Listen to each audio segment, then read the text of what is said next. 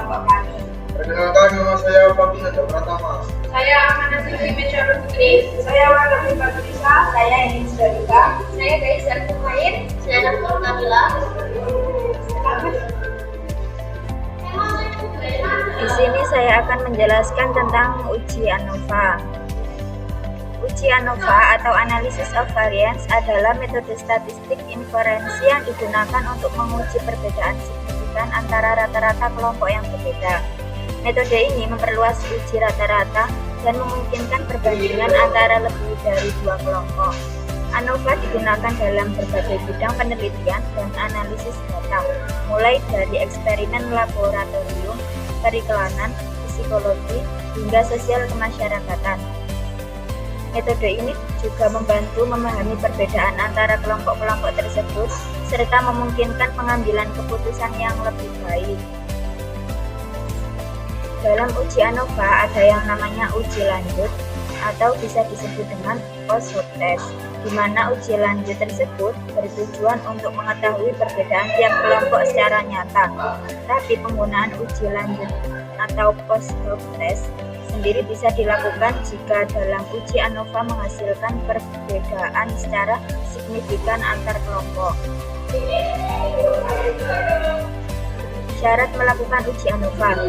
Ada beberapa syarat yang harus terpenuhi untuk melakukan uji ANOVA, yaitu yang pertama, data harus berdistribusi normal, dikarenakan uji normalitas data merupakan syarat wajib yang harus terpenuhi.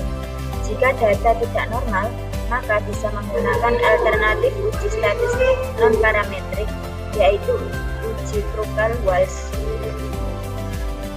Yang kedua, varian data homogen. Meskipun uji homogenitas bukan syarat mutlak yang harus terpenuhi, tapi penggunaan uji homogenitas dalam one-way ANOVA akan berdampak pada pemilihan uji lanjut atau post-hoc test. Apabila asumsi uji homogenitas terpenuhi, maka bisa masuk ke dalam uji lanjut konfirmasi. Sedangkan jika asumsi uji homogenitas tidak terpenuhi, maka bisa menggunakan uji lanjut James-Howell. Selanjutnya ada langkah-langkah membuat uji ANOVA. Baik, di sini saya memiliki 30 responden. Yang metode A ada 10 responden, yang B 10 responden, yang C 10 responden. Metode A value 1, metode B value 2, metode C value 3. Nah, ini sudah saya kelompokkan menggunakan metode SPSS-nya. Nah, ini selanjutnya saya copy.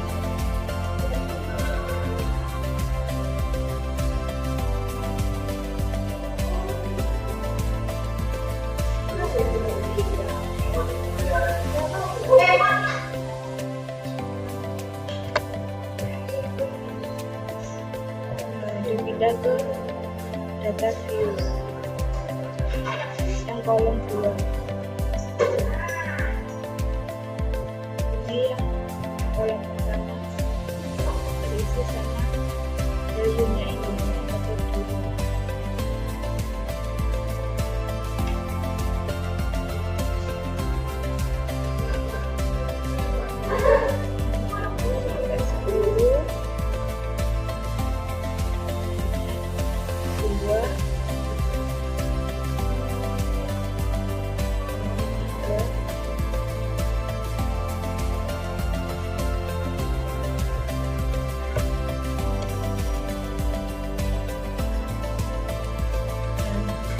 Varian review yang ini diganti jadi kelompok, yang ini skor desimalnya dibuat ganti 0. Nah, values-nya ini diganti yang tadi value 1 kelompok 1,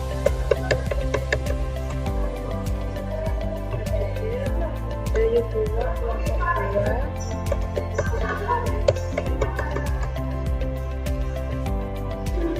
value 3 kelompok 3.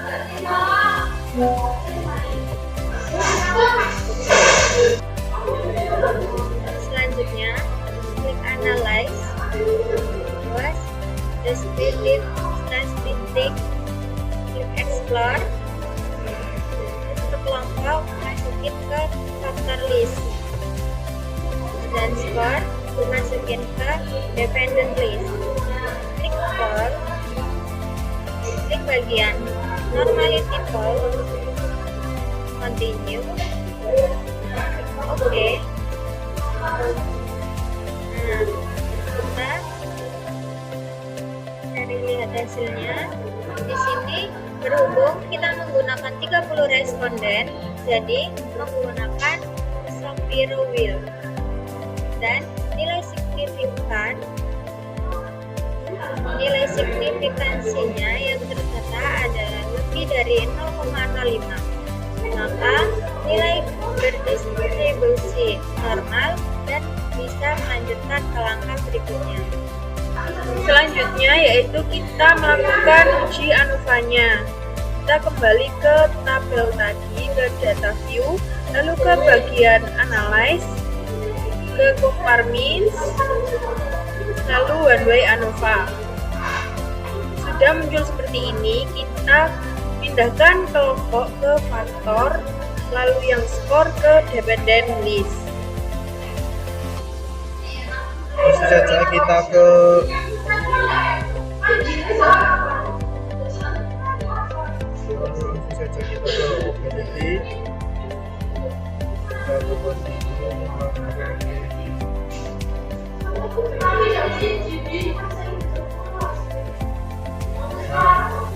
ini nilai perspektifnya untuk probability variance. Nilai signya 0,96, maka hasilnya itu homogen karena nilai signya lebih besar dari 0,9. Langkah selanjutnya, mari kita lihat pada output ANOVA di bagian baris between group dan pada kolom seek. Nah, di sini hasilnya terdapat 0,000, berarti nilai yang dihasilkan tersebut kurang dari 0,05, maka terdapat perbedaan secara signifikan.